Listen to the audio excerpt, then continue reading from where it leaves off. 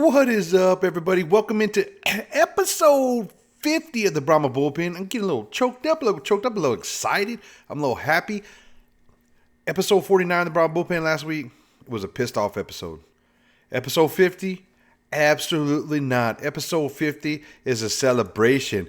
Episode 50 is a celebration, baby. The Brahmas did it. We went into St. Louis, went into their dome, beat them, and got our first ever playoff victory. I will let you know right now, this is our 50th episode, and what better way to celebrate the episode than talking about the first ever playoff victory for the Brahmas. And it was over St. Louis. We've never beat St. Louis before. They were in the XFL. They were in the UFL this year. Never beat them before. We almost had them last week. We got them this week, baby. And not only did we get them, it was a pretty dominating victory. So thanks for joining me. We're going to talk about it. You know, we're only going to do one episode this week because, one, it's long. We got 13 videos in this episode, so we're going to break it all down and dig in the highlights. Two, we're not really going to do a preview for the championship game. If you want to see what some stats on Birmingham and see what I think about Birmingham, if you even give a crap about that, you can go back and look at episodes 46 and 47 where we broke down Birmingham. We beat them once in the Dome. Now we're going to play them for the championship game. Going to be a great game. Your boy Brahma Bullpen is going to be in the house in St. Louis. So, i.e., if any of you St. Louis fans, I know there's a couple of you haters that watch me. If you want to hate on me in person, I'll be up there at the game. All you got to do is not sell your tickets and go to the game. Don't be all butthurt and sell your tickets and don't go to the game. Look, I'm going to tell you right now, last year, me and producer went to the championship game here in the Dome.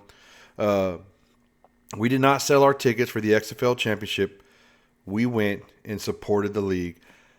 I'm asking St. Louis Battlehawks fans to do the same thing. Let's support the league, man. We want this thing to survive. Did you not enjoy your season?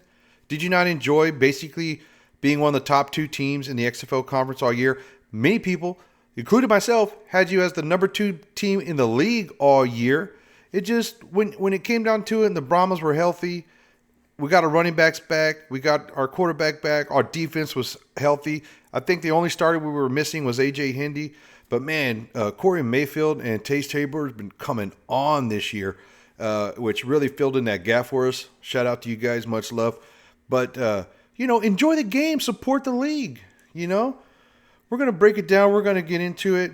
But before we go, I'm going to pop up this little video. Because it is summer and because fireworks are part of the 4th of July celebration, we do have a sponsor for our 50th episode, the second time we had a sponsor. Check out the graphics, pause the video, read it if you like. If you're in San Antonio, you won't find better prices or better product anywhere in town. Thank you to Bangers Fireworks for supporting the show, for supporting me. And that's it. The bills are paid. No more advertising for me. You can see I got a couple of new logos up here above my head. I got the XFL Conference Champion pennant, which I have ordered already, and it will be hanging on this wall as soon as it gets here. Now, they also have XFL Conference Championship shirts. I didn't order one because I'm a big guy. I could squeeze into a 2X. I make a 2X look like a medium. But they didn't have any 3X options, so I didn't order one yet. I probably will when there's a 3X option there, so I can celebrate our conference champion. But for sure, the pennant has been ordered. And then I got my Bangers logo up there, so appreciate Bangers for sponsoring us. But we're going to go ahead and get into the episode. Our defense was amazing, as it has been this second half of the season, pretty much all season. But, man, the last 4 or 5 games, these guys have been playing lights-out football. And even the games we lost, it wasn't because of the defense by no means, which makes me question what St. Louis was thinking. But leading up to the game, Coach Phillips was interviewed, and he said, we kept some things, out of the game plan offensively and defensively so that we could have a little leg up on St. Louis. And obviously St. Louis was doing the same exact thing. They were trying to hide things. They were trying to sneak things in, whatever they could do to get that little leg up to make it to where they would have the advantage over the Brahmas, i.e. trick plays. But when you're playing a fast, aggressive, and tenacious defense, trick plays don't work all that well.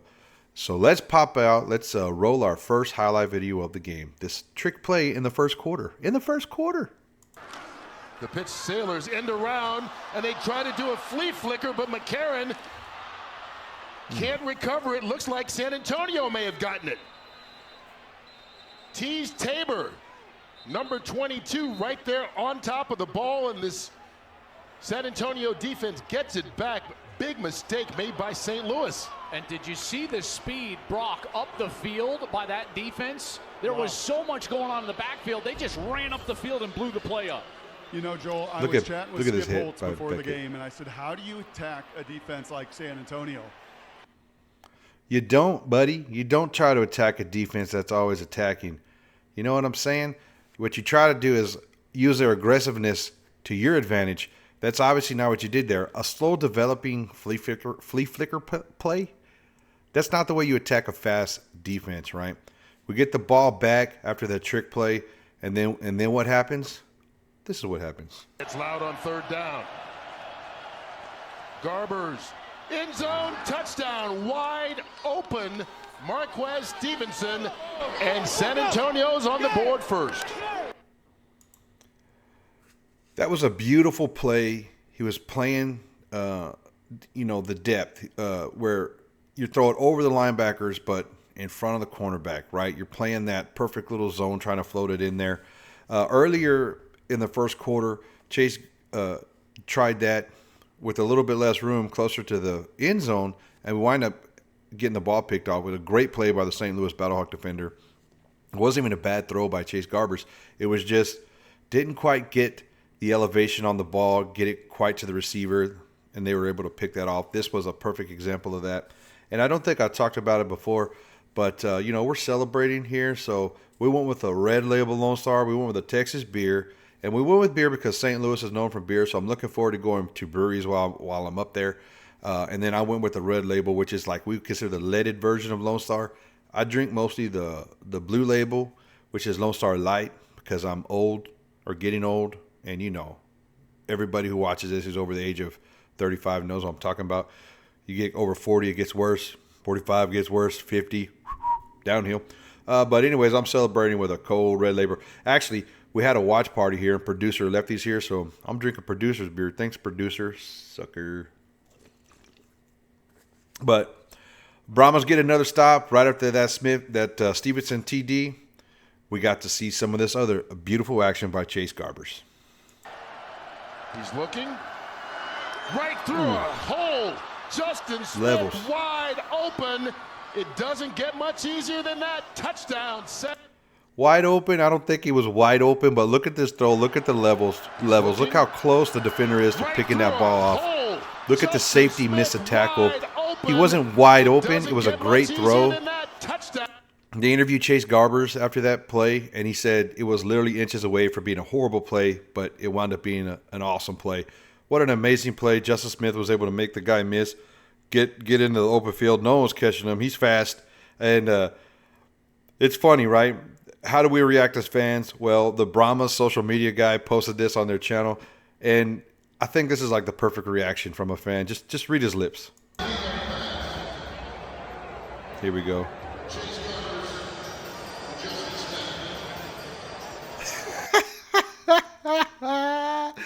Oh, man. I was saying the same thing, but in a positive manner. He was saying the same thing, but in a negative manner. But what a close play. What an amazing catch and run after the play. It was awesome. And, we didn't just win because our offense was doing good. Our defense was playing amazing like they always do. So we were playing well in both facets of the game. In fact, we play well in all three facets of the game, including specialties, which has been an oddity for us lately. And we're going to show those highlights later. But let's enjoy some of the beautiful defense from the game. Watch this Nelson play right here. Sailors caught in the backfield. Couldn't even get back to the line of scrimmage before Garrett Nelson grabbed him right around the ankles. And Brock, they're Look just getting just beats his single high man. safety, which means all these guys, eyes in the backfield. There's 5 linebackers, 3 defensive Holding. linemen. There's 8 in the box. Tackling on number 80 on the offense. We're playing a cover 1, which means 1 safety just in case they pass the ball. Everyone else is playing man on man, hat on hat, and up on the line of scrimmage. So realistically, the only person that wasn't covered on that play was the quarterback, right? So we had all the O-linemen covered up. We had all the wide receivers one-on-one. We had running back one-on-one. And Nelson was able to just fight off that block, that illegal block that wasn't called, and make the tackle. One of the things I do want to say about this game, there are people on social media, talking smack. That's what you do on social media. I might have talked a little smack about AG, but he'll get over it. I'm a nobody. I can say stuff. But anyways, they were saying that the refs cost the game. One guy messaged me on X and asked me how much we paid the refs. Let me tell you some stats right here. San Antonio was called for 4 penalties for 25 yards. That is a pretty clean game. And obviously, we probably committed more penalties than that, but they didn't call it. But in order for us to have paid off the refs, you would think we would pay them off to our advantage. St. Louis was only called for 3 penalties for 25 yards. One less penalty than us. So if we paid them off the wrong way. And I'll tell you that I like that. There was a couple of plays that I saw, like holding on the O-line. I guess you could pretty much call holding on almost any play, but sometimes we were real close to getting a sack and just barely missed it. And I was like, I think he was holding. But, I guess you'd rather it not be called than be called regardless. And as long as they're calling it even, which I feel 25 yards each is pretty damn even, that's just great execution on our part. So, way to go. And speaking of great execution, I would like to show Savion Patton's first sack of the game. The official stats for him right now show he only had 1 sack, but I have 2 clips of 2 different sacks here, so I would imagine that would be getting updated at some point. And I will say that I do apologize for mispronouncing his name last weekend, or last episode. I apologize. It's pronounced Savion, even though, it starts with a C, so I was fooled. But Savion, let's watch this man's sack. McCarron can't find anybody and is wrapped up. Second sack made by the San Antonio defense. Savion Patton this time. And once again, they shut St. Louis down. Yeah, and once again. To be honest, this passing concept, they're going to get a big seam here and a big seam here with where the defense is spread out. And at that point, someone's got to settle down at the line to gain and give the numbers to the quarterback. What a great job by Joe Klatt showing the seams up in the middle and the great coverage by the Brahmas. We would call that a coverage sack, but we don't want to take anything from Savion. He fought that guy one-on-one for what had to feel like minutes, just fighting, 2 big dudes fighting at the line of scrimmage. It finally got loose and got that sack. What an awesome deal. The next play we're going to show is Garbers. We're going to highlight our offense a little bit. We've had some quarterback struggles. Garbers had hot games. Garbers had bad games. Dormady came in and played well sometimes and then had some turnover issues. And sometimes he was kind of a gambler, liked to put the ball up, get it in. Maybe sometimes he got in a little bit of trouble with it. But let's watch some beautiful quarterback play here. Garbers caught by Stevenson, and he breaks a tackle. Out to the 45-yard line, gain of 19, and they hold on and move the chains. Move the chains, baby. Move the chains. You see how close that ball was to being picked or hit again? Watch this ball go right over the defender's hands. Right over the defender's hands. Tight windows.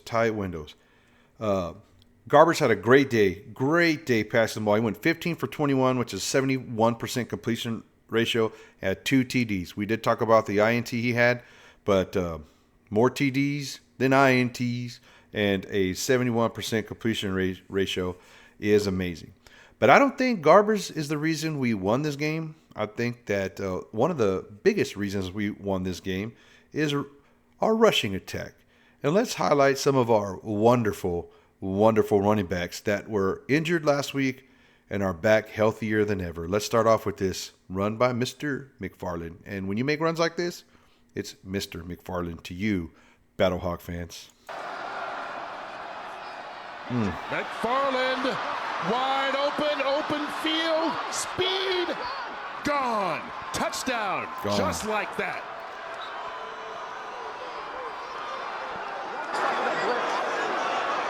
69 yards on the run.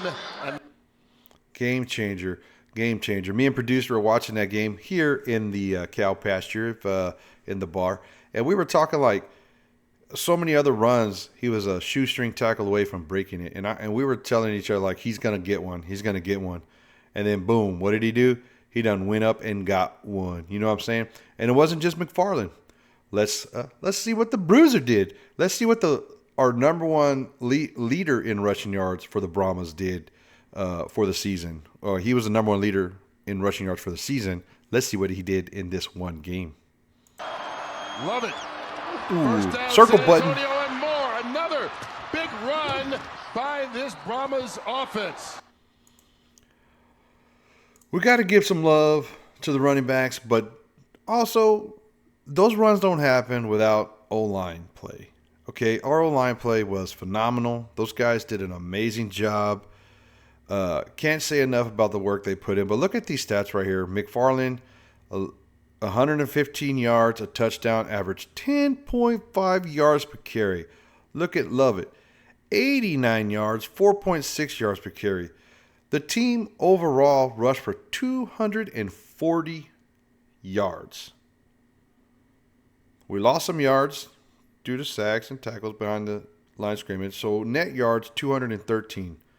Let me tell you, that has more bearing on you losing this game, St. Louis fans, than the refs. Okay? I'm just throwing it out there. And then we were talking about my boy Savion and 2 sacks, and they only got him listed as 1 in the official stats right now, right before we recorded this. But I got another highlight of my boy getting another sack. Watch this.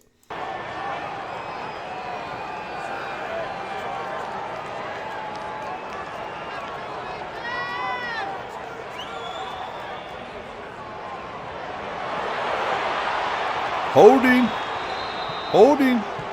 Maybe he'll wind up getting half a sack for that, but I think he definitely gets scored a sack there. So you can see our defense is playing great, our offense was playing great, and now we are going to show the highlight of our field goal, our special teams. Santoso had missed 5 field goals leading into this game. 5. One of them with a chance to win a game last week. And let's just say that he came through. He's going to try this from 45 yards. Bam. It's up and it is through. Right down the middle. He went 2 for 2 in field goals after missing 5 in a row. Way to go. Before we get out of here, I do want to mention Wyatt Ray, Prince Emili were the other 2 people with sacks. Emili was credited with 2. Ray was credited with 1. We had 4 sacks in the game.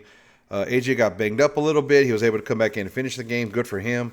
We were a little critical of AJ and how he was asking the refs for support in the last game, but there wasn't near as much sideline nonsense going on in this game. I didn't see Beck barking up the referee's tree, so to speak, all the time. I didn't see AJ constantly whining about every play call. I feel like it was a good competitive game, and I feel like the best team won the game.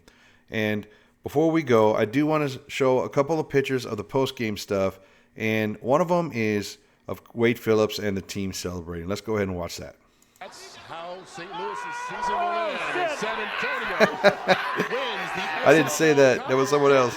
for Wade Phillips. Look at Scott, man. Look at all these guys. Look at them all. Look at my boy Millette. There's Savion again. Look at him. Dude, tell me those guys don't love Wade Phillips like a grandpa or something. Like, I'm not saying that just because he's old, right? But he's got that demeanor to him where he just seems super likable. You can tell these guys are not only playing for themselves, they're playing for Wade Phillips, the other coaches, and the city. But definitely there's some chemistry going on in the locker room. Congrats to Wade Phillips. Congrats to the Brahmas. And then what happens when you win games like this? Look at that. Tell me the spring football doesn't mean something to these guys. Right? Tell me it doesn't mean something. What an amazing game. What an amazing feeling. I can't wait to get to St. Louis. I took a bunch of days off work. I'm going to go up there and go brewery tours and watch football and hopefully crash a tailgate or two. Hopefully someone up there from St. Louis will still have a tailgate. And then, as always, we want to pop up our little podcast list. If you guys want to catch some episodes about other teams, Tell Me About It already released their breakdown of both playoff games. So if you want to hear something from the other game that happened, go check them out. Stallions Run will be getting posted this week as well. Go check them out. And our little preview here before we get out of here, a graphic put out by the league. Sunday, June 16th in St. Louis, 5 p.m. on Fox. The Brahmas are going to be playing the Stallions for the championship. I will tell you the Stallions better be careful because St. Louis is now considered cow pasture north. That's right. You heard me. I said it. That's our house. We own it. We went up there and we took it. So welcome to cow pasture north, Birmingham Stallions. Remember what happened when you were in cow pasture south, i.e. the Alamo Dome? Be ready, baby, because the cow pasture's coming for you. With that, thanks for watching. I'm going to have me another drink of a cold beer. I'm going to go start packing, getting ready to go up to St. Louis to watch the Brahmas beat the crap out of Stallions and win the first ever professional championship for the city of San Antonio. I repeat, the first ever pro football championship is on the line for San Antonio. Brahma fans from San Antonio, let's travel to St. Louis. St. Louis fans, help us out. Let us crash your tailgate and go to the game with us. We can all unite with the desire of the Stallions losing. Let's get out of here, baby. Let's end it with a nice horns forward. Let's go XFL Conference Champion Brahmas. Get the win. Let's finish it out, boys. Let's go Brahmas.